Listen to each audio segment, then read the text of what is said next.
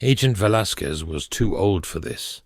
His once jet-black hair, now a ghostly silver, stood as a testament to years spent in the service of the DARPA, Paranormal Garment Division, a department so secret even its agents didn't know exactly what they were protecting the world from.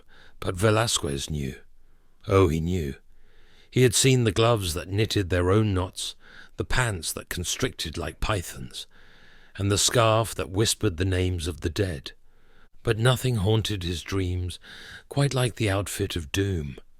The legends were hard to believe even for a seasoned agent like him.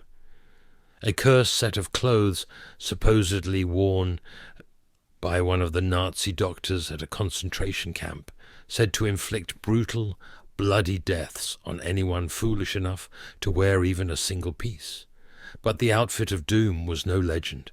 Velasquez had seen the proof, the dismembered corpses, the blood-drenched floors, the bodies twisted and broken in ways that defied human comprehension. And now, as he approached retirement, his last mission was to find the cap that some lunatic collector on the dark web had just bought. Velasquez's informants had been buzzing for weeks about the sale, but no one knew the buyer's identity until yesterday. It was a wealthy collector named Barnabas Crowley, a man known for his penchant for oddities and rarities. Crowley had dismissed the outfit's reputation as superstition, a myth cooked up by conspiracy theorists with too much time and too little sense. Velasquez knew better.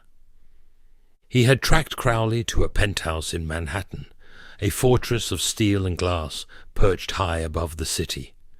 The collector was alone, having sent his staff away for the weekend to enjoy his newest acquisition in solitude. Velasquez took the elevator up, his hand hovering over his holster.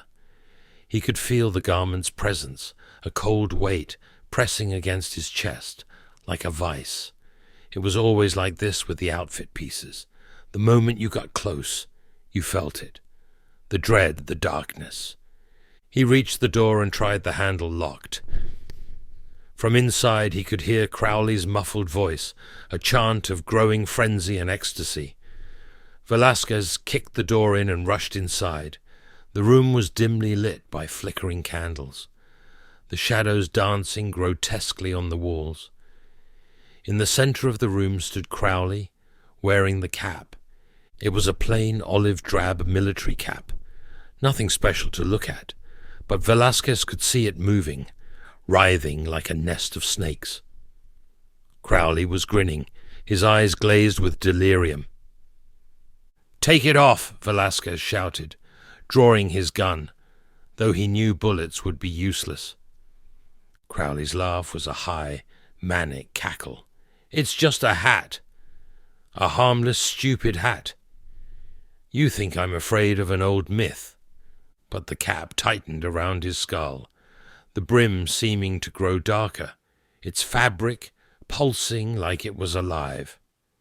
Velasquez took a step forward, but it was too late. The cap exploded into motion. 100 tiny needles shot out from the inner rim, puncturing Crowley's skin, burrowing deep, feeding.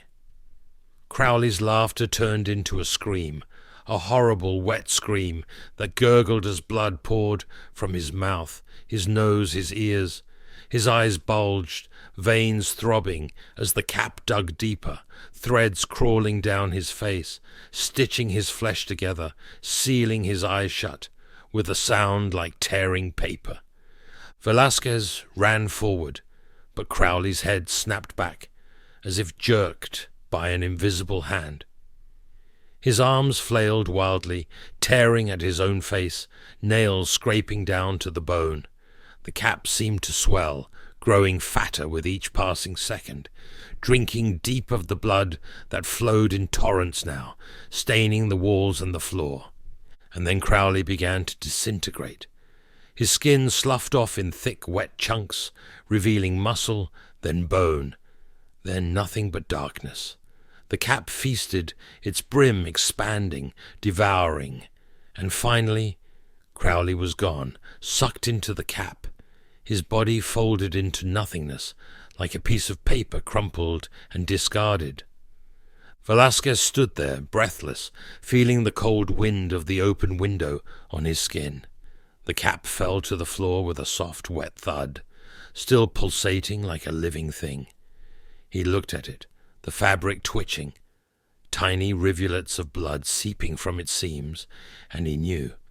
There were 8 pieces left, and he was just getting started.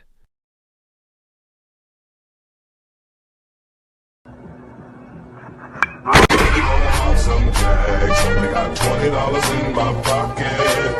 I'm looking for a come up. This is fucking awesome. Shit, got your ass.